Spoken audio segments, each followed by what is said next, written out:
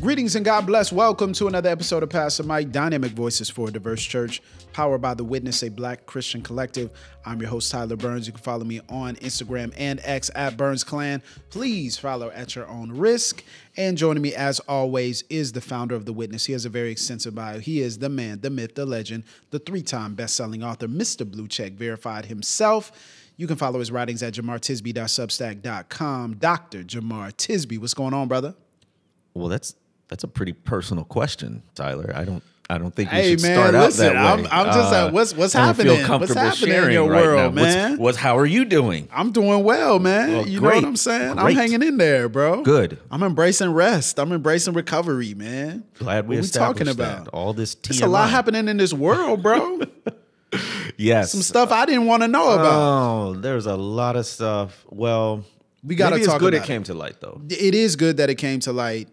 But what came to light has been extremely disturbing to watch. And of course, we are speaking about the case involving Sean Diddy Combs. Now, we have to make, I guess, a trigger warning, content warning here. Big time. Because we are talking about things that are very heinous, and we're not going to get into too much detail, but still, it's extremely traumatizing and triggering.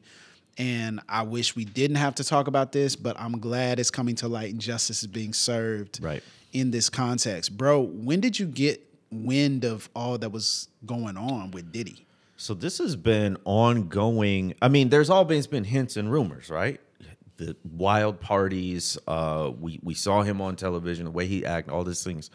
But really, in the past year, 10 months or so, Cassie, an artist, came out with allegations that Diddy had physically abused her, assaulted her, all of these things. And it was a little bizarre because the moment she went public with it, the next day, bro, they announced a settlement. Within 24 hours. Within 24 hours, right. But it was one of those things that sort of uncorked a lot of dialogue where it was like, see, we knew it, we've been hearing rumblings kind of a thing. So that happened. And then since then, there's been a string of more allegations, more lawsuits filed, Diddy denying everything, all of this stuff. But then just recently in September, this is when the floodgates really start to open, because prior to, it had seemed like there had been some impropriety, right? But this most recent revelation is unveiling. Here, let me just read it. This is from the Associated Press. The indictment against Combs is unsealed.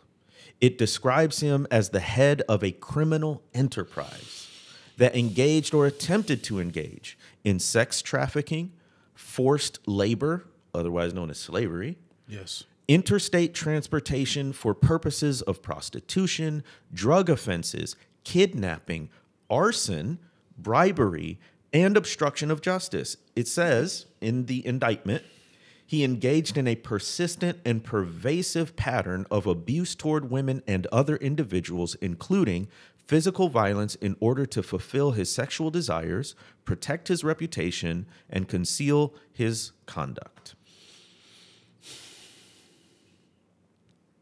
And allegedly it's been going on for decades. At least since the 90s. At least. I haven't read the full indictment. Everything that I've heard that's been released, everything that I've read that's a snippet, has been absolutely surreal. To consider the full weight of how many people have been affected, but then also, bro, on the flip side, how many people knew and didn't say anything. Like, how many people were there, and whatever level of participation that they want to claim or not claim, like, but how many people were there? How many people were around? How many people heard whispers? How many people heard rumors? How many people got the nudge, nudge, wink, wink? And nothing, nobody stopped it.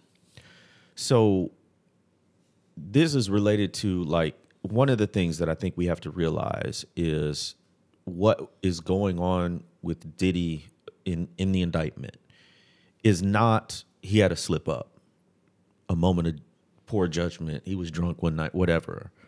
Like you said, this has been going on for decades. Yeah. And it also goes beyond a personal, like, whatever, right? Yeah, yeah. He- like personal misconduct. Right. Like, you know. It says he was the head of a criminal enterprise.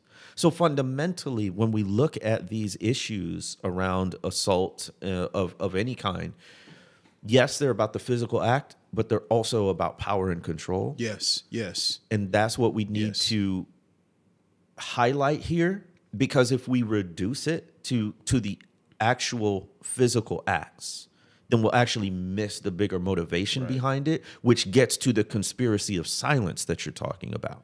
So when we talk about this from a context of Diddy, so a lot of us grew up with Diddy as part of one of the maybe top 10 cultural, musical, recognizable brands. And so when you think about it, so I mean, he's one of few people that's been able to change his name like multiple times, and you would go with whatever he changed his name to, whether it's Puff Daddy or P. Diddy or Diddy or whatever it was. Sean Combs, whatever he rebranded himself as, the public would go with it. Yes. Like, it's one of the few people that But why can would say they that. go with it?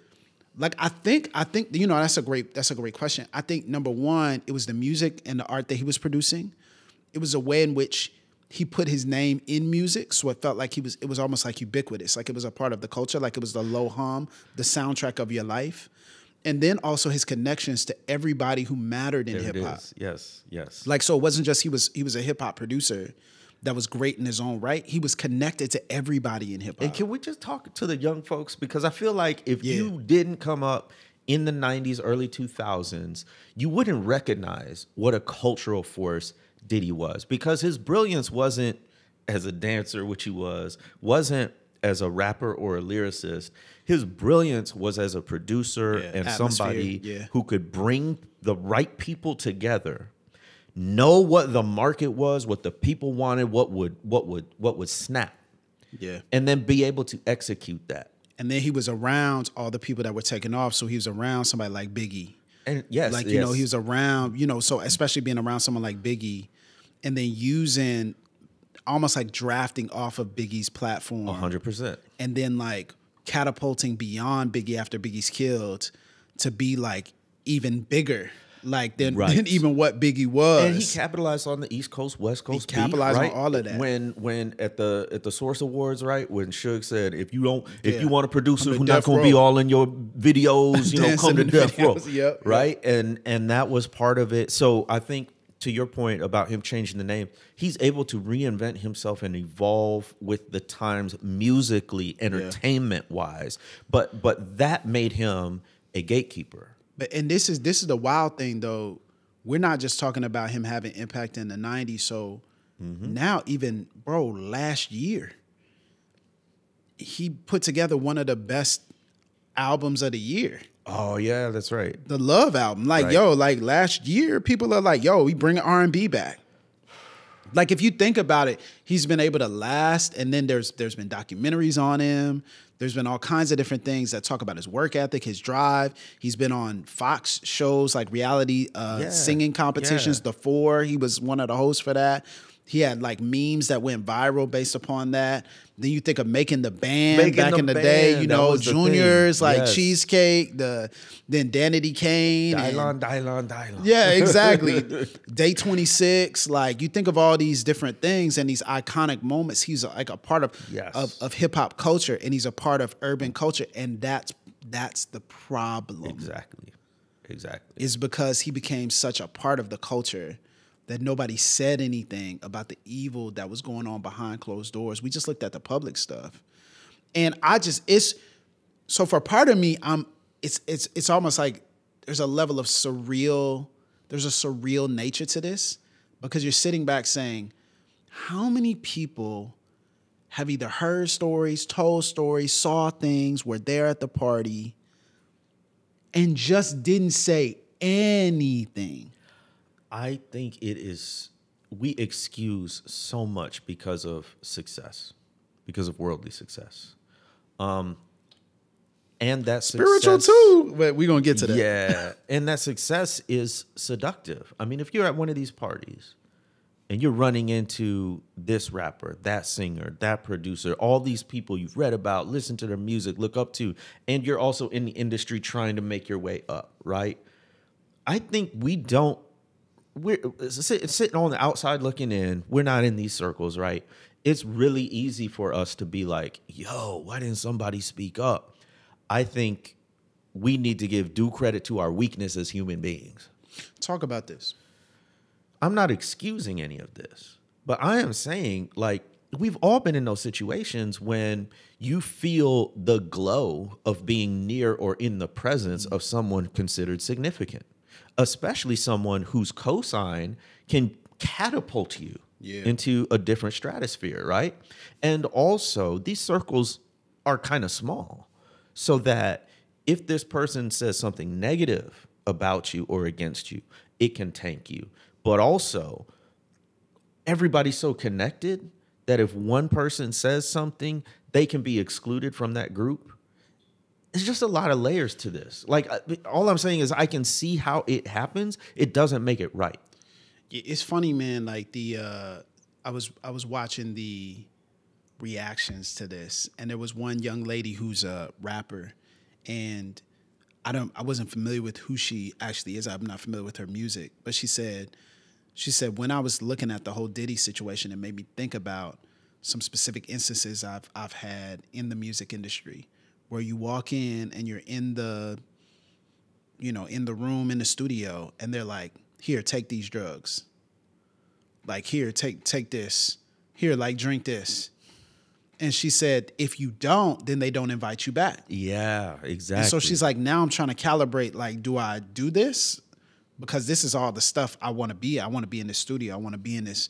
Like, do I do this or do I not? And like, she's talking about the calculations of a guy kind of being cool with her and being kind of like a handler or a right-hand man to a very famous artist. And then he's cool. And then they meet up one time at this event, and he turns from cool to cold. And he's trying to be like, here, drink, and then she can hear stuff going on in the back room, and she like runs out of there, and she said, I'm just thinking about how many people have been put in that situation and they couldn't or they didn't run. Like, they just stayed. Yeah.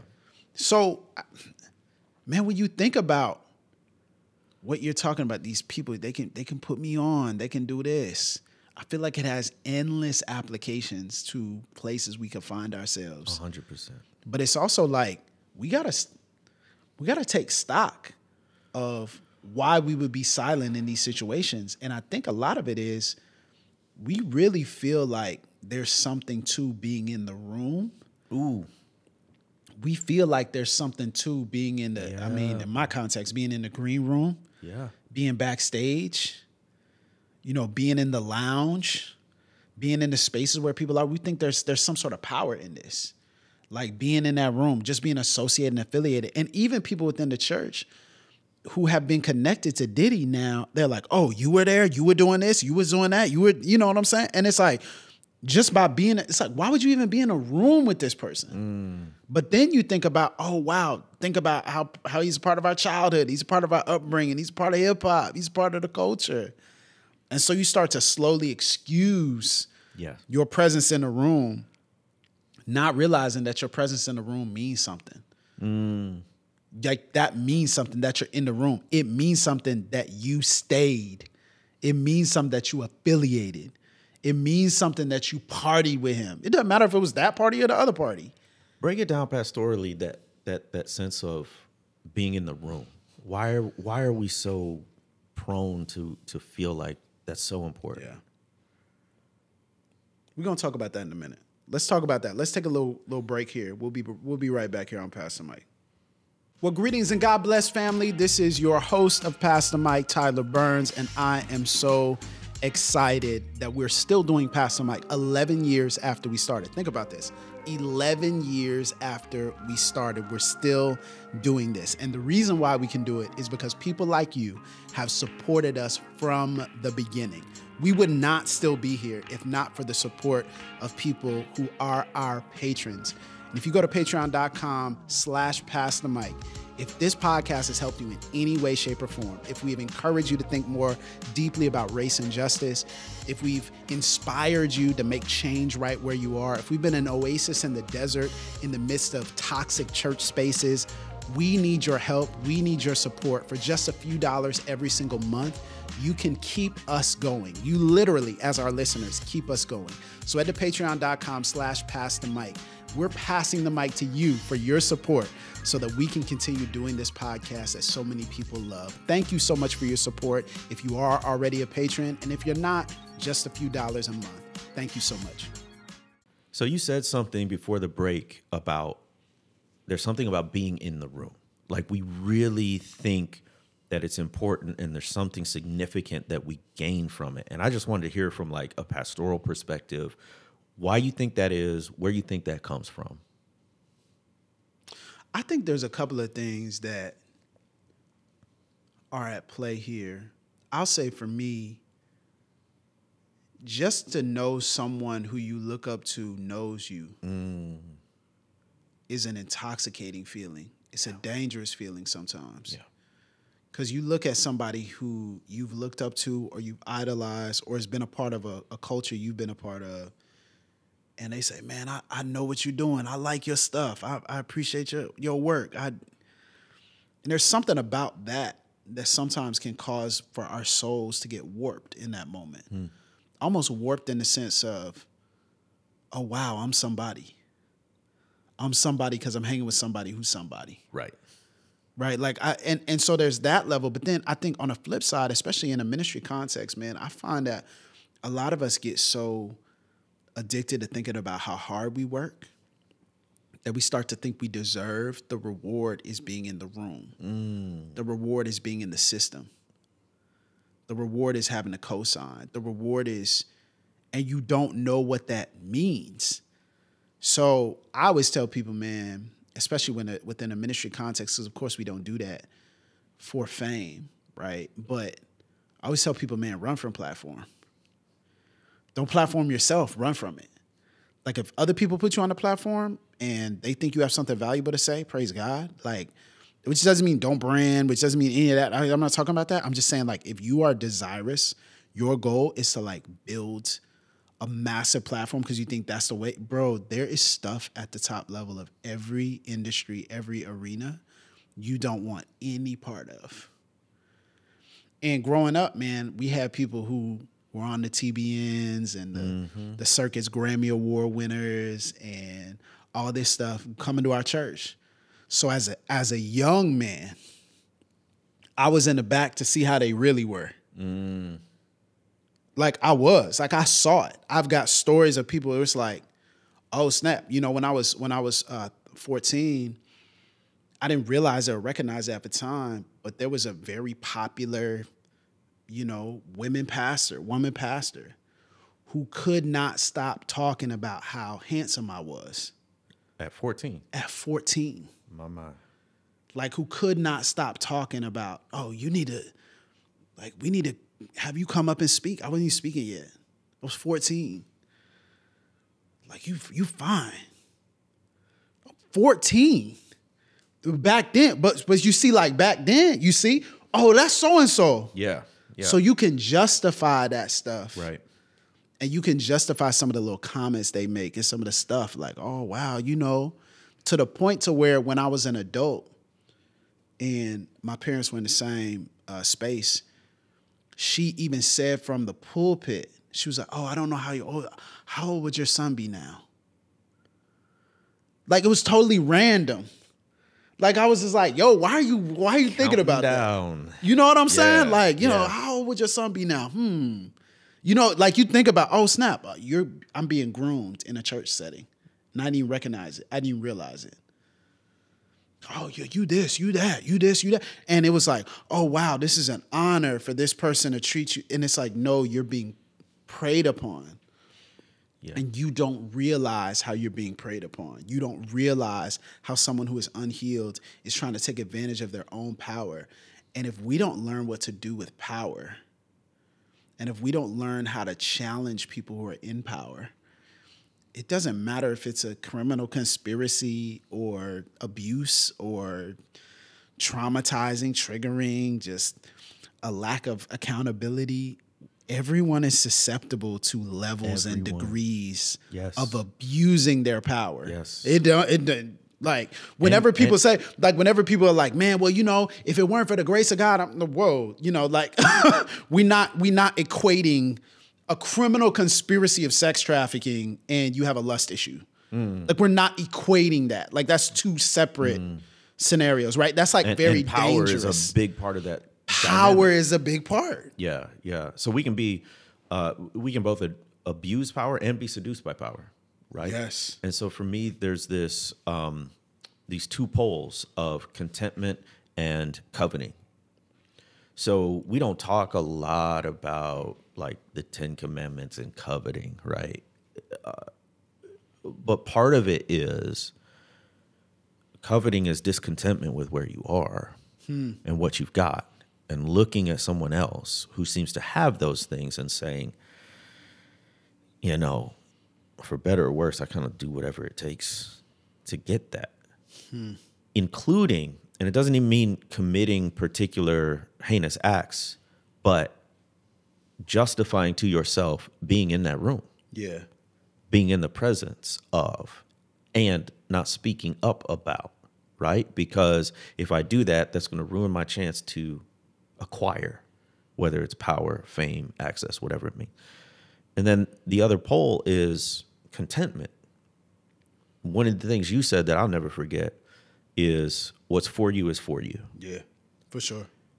That's one of the hardest truths for me to grasp and hold on to, because you see other people, especially in these like influencer spaces, their following is growing, their platforms are growing, et cetera, et cetera. And you're like, dang, why ain't I been put on like that yet? So can I be real? Yeah. Since this is past the mic, last year I did a calculation of how many times I spoke in other places, right? It was a lot. This year, outside of the city of Pensacola, this year I've spoken outside of the city of Pensacola twice. 2 times. Wow. And beyond like the whole, craft aspect, beyond the whole positioning platform aspect, that's a financial shift. That's a financial shift. I've been there. And I don't even build a lot of my income around speaking, but just due to the multitude of different things that I do, speaking would be a huge help and assistance. Mm-hmm. But this is the first year, this is the slowest year. Now I don't set it up to where I can easily be found, intentionally, because I'm pastoring a church, I got a family, I'm not trying to be out there, like that, hundreds of dates a year, anything like that. But bro, I looked around, I was like, what's going on? And I had that thought. What happens with Black Christians? You either burn out, you get pushed out, or you sell out. Yeah. So I had that thought, man, what would it look like if I just, if I just linked up with certain people? It's not that bad. Yeah. What if I'm just in that room? What if I just put a little something out? What if I just ask somebody if they could put me on? What if I use the green room as an opportunity for networking, power networking? What if I take advantage of some of these numbers I got on my phone? What if I? And you start to get to this place where, honestly, bro, I was sitting back maybe this is just the route you got to take. Just being practical. Maybe this is just to pay your bills. Yeah. Man, maybe justice don't pay. It definitely you talking about justice takes sides. Maybe justice don't pay. It made me really sit back and think, and I said, whoa, it's that easy. It is that easy. But we could do a whole separate episode on what I would call godly ambition. Yeah. Is there are there instances or circumstances in which that's not bad, right? No, but this is the thing, bro. The thing that alarmed me about how I was thinking in that moment it was directly connected to my own personal convictions. And it wasn't something I dwelled on. It was just in that moment I was like, whoa, I got to watch out for that. It was like, yo, okay, I mean, yeah, so-and-so's over here doing this, saying that. Well, I mean, I'll just do my thing and I'll ignore that they in the room. And yeah, we can get to a place where it's like, oh, everybody has to match every jot and tittle of everything that we say in order to stand on a stage with them. That's not what I'm talking about. Like, oh, I'll tone down what I normally talk about. I won't so much share my convictions. Yeah. You kind of shapeshift. I'll shapeshift a little bit. I'll be a chameleon. But you know where I stand. You know where I stand, right, bro? You know where I stand. So, you know, but anyway, when I'm over here, you know, I got to get over here. It's like you playing relational chess. I think that is a big difference. And because I'm very sensitive as an entrepreneur because justice don't pay. And honestly, institutions for me have been hard to stay in because of what I talk about. Of course. And my impatience with tiptoeing around issues of racial justice, right? So a lot of my earnings I've had to figure out how to do it on my own, right? And we live in such an environment to where it will no longer work if you build it, they will come. No, models, never, yeah. Right? Like there's a lot of real holy people that are like, you know, I wrote the book, or I put out the course, or, you know, whatever they're producing, right? And they're just like, I just trust God to bring along the people who need to see it. God's trusting you to get to work. Right. You got to make some noise, and you got to put it out, and you got to talk to people. And I appreciate the hustle. I was at a conference recently, and somebody is about to have a book come out. And she had cards ready to go. She was bringing it up in every conversation. To me, that's the hustle I respect, right? No, I love that. Yeah. That I love. Like that right there, definitely. Like the way you do it, especially how you carry yourself. And the thing that got me and the thing that I respect so much about you is you have that hustle and that godly ambition with the conviction. Like it's still the conviction. Like I'm not gonna stop talking about justice. I'm not gonna stop talking about, you know, Black history. I'm not gonna stop talking about what you just preach of race, religion, and politics. And, you know, it's at Harvard. I'm still talking about. It's like, yo, we got the same mode. I'm gonna keep the same energy, and I love that. And I think beyond that, bro, like it really challenges me because when we think about the rooms that people have been in, it may not have been a Diddy party. But it can be a green room at a conference. It may not be the green room at a conference. It could be, man, let's take it down to like your neighborhood association. It could be in a room with a city council person. It could be in a room with a county commissioner. It could be a wealthy donor. It could be it could be in a room with somebody at your church. Yeah. That's got influence and got power that you looked up to, that you almost, dare we say, to the point where you start to worship them. Or you worship what they can bring, or you worship what they could put you on for. That you worship that, oh man, maybe I could get a job here. Maybe I could do this. Maybe I could do that. Maybe I could get ordained. We all have these little lines that we have, and we're willing to cross the little lines, and then we wonder why we're silent about the big stuff that we see.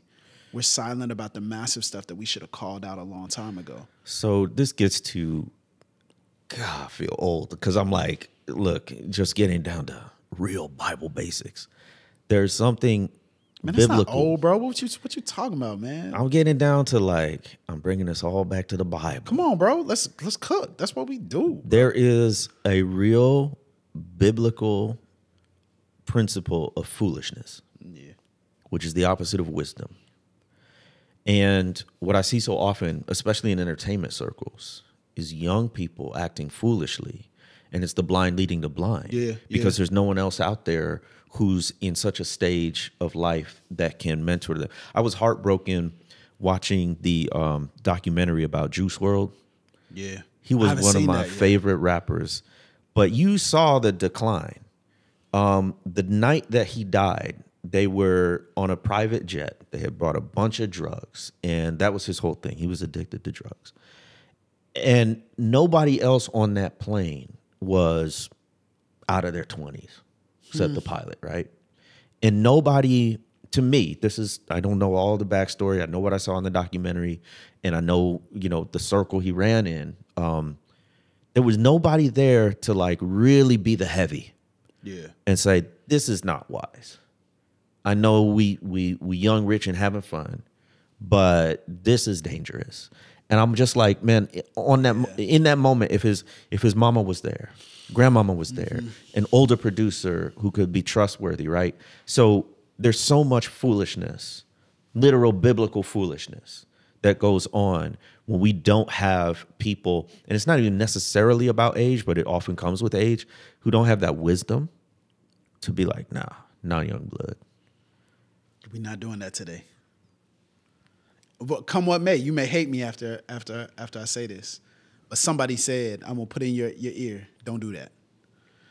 Like, exactly. We're not doing that. We're gonna say something. Exactly. We're not gonna sign the NDA. We're not gonna do this. We're gonna say something. And I often think, man, we always think somebody else is gonna say what we should have said ourselves. Ooh. We always have this idea, somebody gonna come along. Stepping on toes now, dog. Man, somebody gonna come along and say it, that's so-and-so. Like, yeah, you know them better. You know them better than I know them. And it's like, no, you saw it. So if you see it, you say something. If you know, you gotta speak up.